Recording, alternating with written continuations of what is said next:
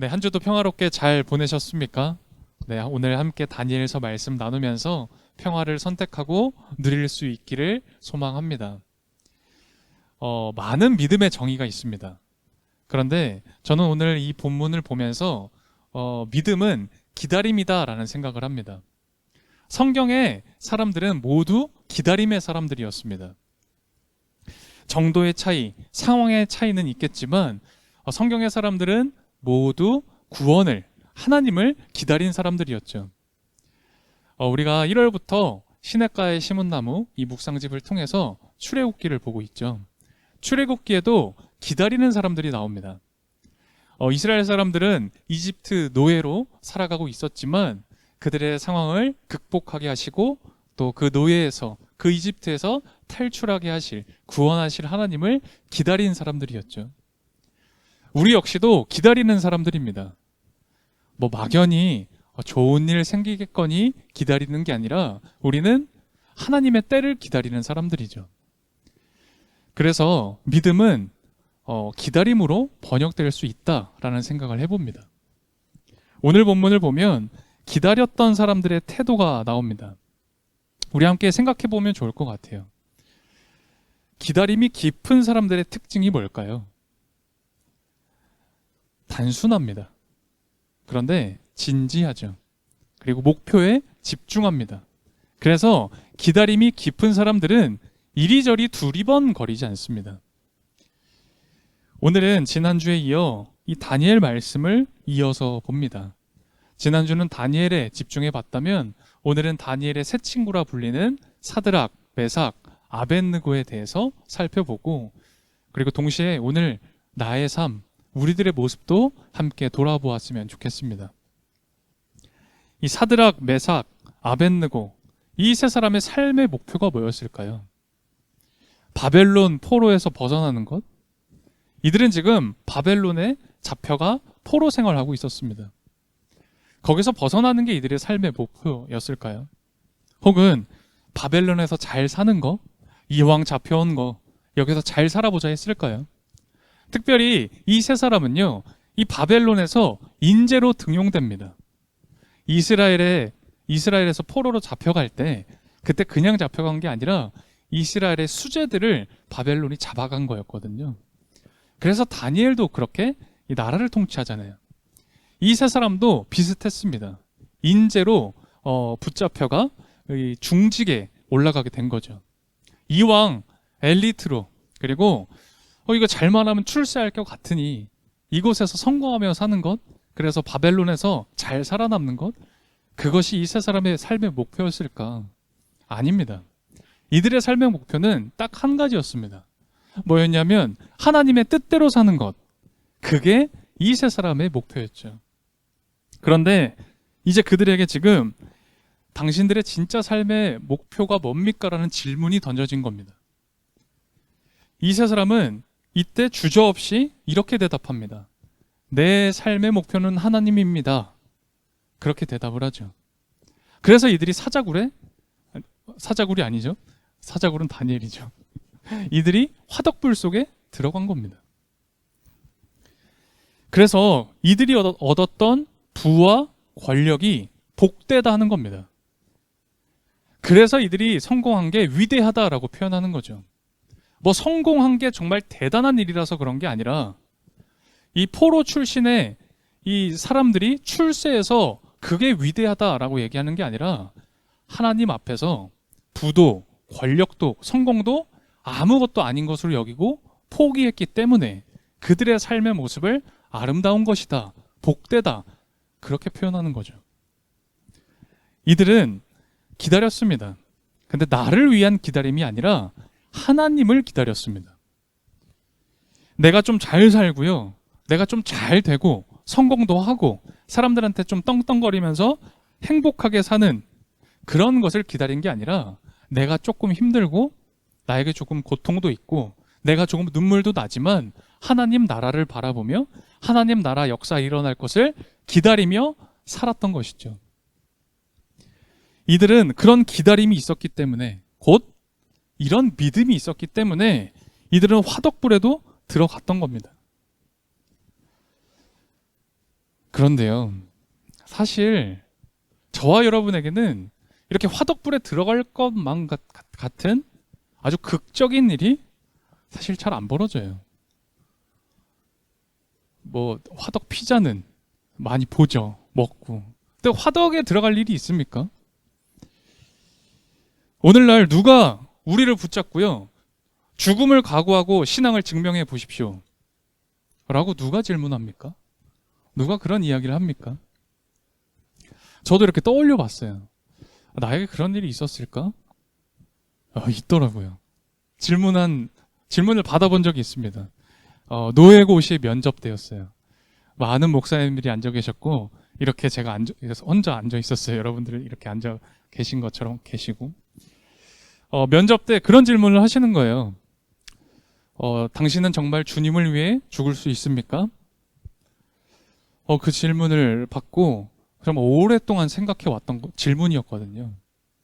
그래서 잠시 고민 뒤에 아주 솔직하게 말씀드렸습니다. 저 못 죽을 것 같아요. 이렇게. 전 어렵습니다. 저는 나름 솔직한 이야기를 한 거죠. 어떻게 됐을까요? 많이 혼났습니다. 자격이 없다. 나가라 하시더라고요. 그래서 다시 기도해보고 오시라고 그런 얘기를 하시더라고요. 저도 여러분들한테 한번 질문 드려볼까요? 여러분은 주님을 위해 죽으실 수 있습니까? 우리의 삶은 참 느슨합니다. 여러분 치열하게 사는 것 같지만요, 사실 우리 삶은 되게 헐렁합니다. 내가 알아서 신앙생활 적당히 하고요, 내가 알아서 세상의 유혹도 적당히 취합니다. 그래서 이렇게 저렇게 적당하게 양다리 걸치면서 살아가죠. 그렇게 살아도 아무도 뭐라 하지 않아요. 이쪽이냐 저쪽이냐 좀 태도를 분명하게 해라. 너희들의 믿음의 태도가 무엇이냐? 아무도 우리에게 요구하지 않습니다. 그러니 우리 적당히 알아서 하죠. 혹 누군가가요, 나에게 너의 믿음이 어떠하냐를 증명해봐라. 너의 믿음의 태도가 무엇이냐라고 만일 누가 질문하거나 이야기하면 우리 어떤 줄 아세요? 기분 나빠합니다. 내가 잘 알아서 선택하고 내가 알아서 뉘우치고 회개합니다. 그러니 이래라 저래라 하지 말아라고 하죠. 그래서 그런 걸까? 우리는 적당한 신앙으로 만족합니다. 교회도 나오고 헌금도 하고요, 락모임도 참여하잖아요. 주중에 묵상도 합니다. 적당한 신앙으로 그렇게 만족합니다. 그리고 계속 타협하죠. 마음속에 적당한 죄책감이 있거든요. 그런데 회개라는 이름을 가지고 나서 그 적당한 죄책감 처리합니다. 그리고는 현실이라는 이름으로 다시 세상과 타협합니다. 이 현실이라는 이 단어가 얼마나 무서운지요. 이 현실 앞에는요, 하나님도 없어요. 무슨 얘기를 할라 치면 어떻게 합니까? 목사님이 책임질 겁니까? 회사에서 잘리면 목사님이 저 월급 줄 겁니까? 제가 관계가 틀어지면 집사님이 책임지실 겁니까? 다시 현실과 타협하죠. 그런데 사실은 그게 진짜 내 삶의 목표인 겁니다. 그걸 내 삶의 목표로 삼아서 다시 타협하며 살죠.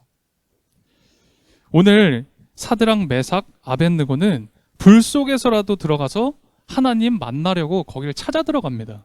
그런데 우리는 어떻죠? 우리는 불 속에 들어가기는커녕 불 지피는 사람 옆에 서 있어서 같이 부채질하고 있는 꼴입니다. 하나님의 구원을 기다리며 하나님을 좀 기다리면서 내가 겪고 있는 이 세상 이겨나가봐야지 하는 게 아니라 잠깐 이 세상 속에서 내가 좀 살고 있을 테니 하나님 잠깐만 기다려주세요. 그렇게 요구하죠. 성경은 우리에게 분명히 고난을 이야기합니다. 오늘 우리가 본 이 다니엘서 내용도 사실 그 세 사람이 겪는 고난의 이야기잖아요. 또 우리 출애굽기 말씀 지금 보고 또 오늘 나눌 말씀도요, 이스라엘 백성들이 고난받는 이야기가 나옵니다. 이 고난을 보면 사실 우리는 두렵습니다. 조금 더 솔직하게 표현하잖아요. 껄끄럽습니다. 이 말씀을 읽는데 그렇게 유쾌하지가 않아요. 그래서 기꺼이 내가 신앙의 길을 좀 가봐야지 이 결단하기가 되게 망설여지는 겁니다. 하나님 잘 믿으면 어디 갑니까? 화덕불에 들어갑니다. 하나님 잘 믿어보려 하면 어떻게 됩니까? 고난받는 겁니다. 그래서 이런 생각, 이런 질문이 마음속에 있는 거죠.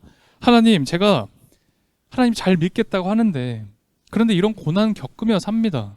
이 고난에서 저를 건져주시겠다, 도와주시겠다고 하는데 고난은 고난대로 이미 다 겪고 있는데 이제 다 지나서 구원해 주시면 뭐합니까? 언제까지 하나님만 계속 기다립니까? 그게 정말 우리 마음 가운데 있는 그 질문 중에 하나잖아요. 그런데 그렇지 않아요. 그렇지 않습니다. 우리의 즐거움은 전혀 방향이 다릅니다. 이 세상이 말하는 즐거움은 우리의 즐거움이 아니에요. 이 세상에서 이야기하고 누리고 향락하는 그 즐거움이 내 즐거움이라고 착각을 하니까 그게 이 신앙에서도 그런 즐거움을 누릴 거라고 착각을 하니 기다림이 힘듭니다. 믿는다라는 게 때로는 이거 헛된 일 아닌가? 이런 생각까지 드는 거예요. 오늘 이 세 사람의 이야기의 핵심은 하나님 잘 믿었더니 불 속에 들어가도 죽지 않더라. 하나님 잘 믿으니 하나님 기적 일으켜 주시더라. 우리 하나님 최고다. 그런 의미가 아닙니다. 우리는 오해하면 안 됩니다. 맹렬히 타고 있는 화덕불로 들어가면 죽는다가 아니라 맹렬히 타고 있는 화덕불에 들어갈 만큼 우리를 막을 수 없는 즐거움이 있다라는 거예요. 그것이 그리스도인들의 즐거움입니다. 그것이 우리가 그토록 입이 닳도록 얘기하는 믿음이라는 거예요. 그럼 우리의 즐거움이 어디에 있겠습니까? 오늘 오후에 랑모임 시간에 나눌 출애굽기 2장 말씀 보면은 하나님이 우리를 어떻게 생각하시는지 잘 나와 있어요. 특별히 동사로 표현되어 있습니다. 우리의 작은 소리에 귀를 기울여 주시고 우리를 보고 계시고 우리를 돌보시고 그리고 생각하신다. 그렇게 표현이 되어 있죠. 요약하자면 이런 겁니다. 하나님은 정말 나를 소중하게 생각하신다. 나를 정말 사랑하신다라는 거거든요. 그래서 하나님의 그 사랑을 알면 고난은 고난으로 끝나지 않는다라는 겁니다. 우리의 기다림은 우리의 이 고난은 좀 아프고 힘들고 때로는 눈물도 나지만 그럼에도 불구하고 억지스럽게 그 고통을 참으면서 혼자 정신승리하면서 기다리는 그런 기다림이 아니라는 거예요. 우리가 갖는 그 기다림은 고난이 고난으로 느껴지지도 않는 즐거운 기다림이다 라는 게 오늘 이 다니엘서 그리고 오늘 오후에 나눌 출애굽기의 말씀입니다. 이 기다림에 취해서 이 믿음에 취해서 불이 뜨겁지도 않은 그런 즐거운 말이에요. 제가 이렇게 열심히 말씀을 드리는데요. 여러분 표정이 그래요. 근데 목사님, 그게 가능합니까? 어떻게 하면 그게 가능한 겁니까? 무엇을 하면 그게 가능한 겁니까? 다 그런 표정들이세요. 제가 그 질문을 하신다면 제가 뭐라고 대답을 할까요? 제가 뭐라고 답할 것 같으세요? 모릅니다. 무엇을 해야 하는지 모릅니다. 어떻게 하면 가능한지 저도 모릅니다. 모르기 때문에, 그렇기 때문에 신앙은 신비롭다라고 표현합니다. 그렇기 때문에 신앙이 아름답다라고 얘기하는 거죠. 이해가 되지 않으니까 신비롭다라고 이야기하는 겁니다. 그런데 이해되기 시작하면, 내가 그걸 깨닫기 시작하면, 그리고 내가 그걸 받아들이기 시작하면 그 어떤 누구라도 거부할 수 없는, 그 어떤 누구라도 사모할 수밖에 없는 것이 신앙, 믿음이고, 그래서 이 믿음이, 신앙의 생활이 아름답다라고 표현하는 거죠. 사실 고난은 이겨내는 게 아닙니다. 우리는 고난이 찾아오면 고난을 이겨내려고 하죠. 근데 사실 고난은 이겨내는 게 아니라 고난은 하나님을 만나면 저절로 사라지는 겁니다. 사드락, 메삭, 아벳느고가 바보입니까? 죽을 걸 뻔히 알고 그 화덕불에 들어갔겠습니까? 아니에요. 이 세 사람이 화덕불에 들어가면서 그런 생각했겠습니까? 내가 비록 여기서 불에 타 죽겠지만 하나님, 만나게 돼서 천국 가면 하나님이 이것만큼 큰 상 주시겠지 하고 그 화덕불에 들어갔겠습니까? 아닙니다. 그들에게 닥친 이 고난이 고난으로 느껴지기보다 하나님께로 나가온 즐거운 길이었기 때문에 그들은 그 길로 갔던 것이죠. 그래서 18절은 이렇게 고백했던 겁니다. 18절 이렇게 기록되어져 있어요. 비록 그렇게 되지 않더라도 고난이 정말 죽음으로 그렇게 닥쳐올지라도 우리는 하나님을 섬길 수 있다는 것만으로도 즐겁습니다.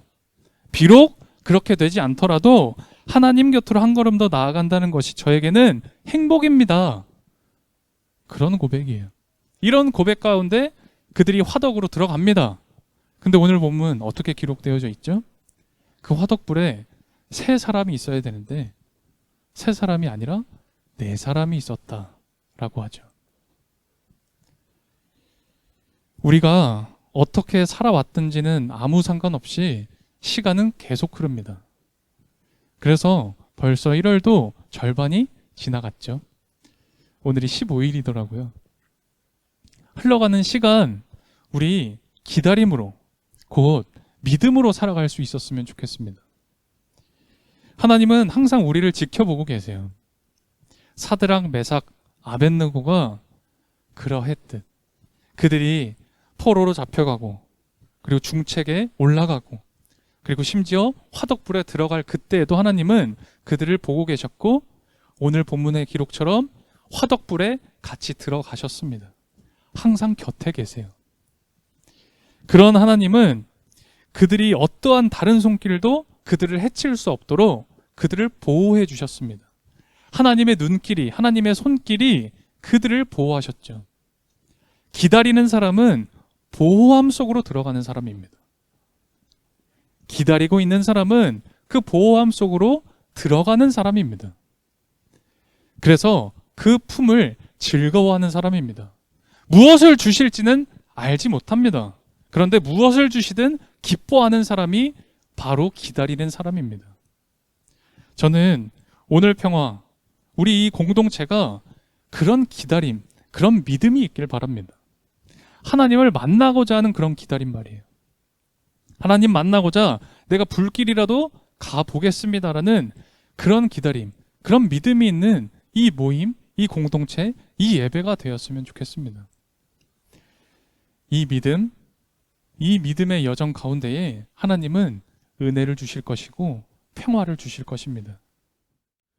늘 우리의 소리에 귀 기울이시고 우리의 마음을 보시며 우리를 이해하시는 주님, 당신께 간절히 비오니 우리의 경솔함, 무지, 배은망덕, 고집스러움, 그릇되고 무뎌진 마음을 치유해 주시고 우리 안에 진리이신 주님의 마음을, 그 지혜를, 주님의 말씀을 심어 주십시오.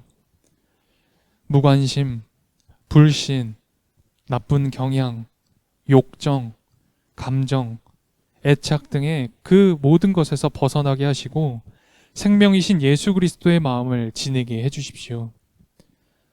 성공도 하고 싶고 다 이기고 싶고 떵떵거리며 살고 싶고 태만하고 타협하려는 이 악습에서 벗어나 온전한 마음으로 즐거움의 길이신 예수 그리스도를 따르고 사랑하도록 우리들 안에 새로운 사랑을 심어 주십시오. 우리 삶의 모든 것을 주관하시는 예수님, 우리의 삶과 재정, 고민과 나의 모든 존재를 주님께 바칩니다. 당신의 마음을 담게 해주십시오. 주님을 향한 손길 가운데에 주님의 크신 평화 허락해 주십시오. 예수 그리스도의 이름으로 기도드립니다. 아멘.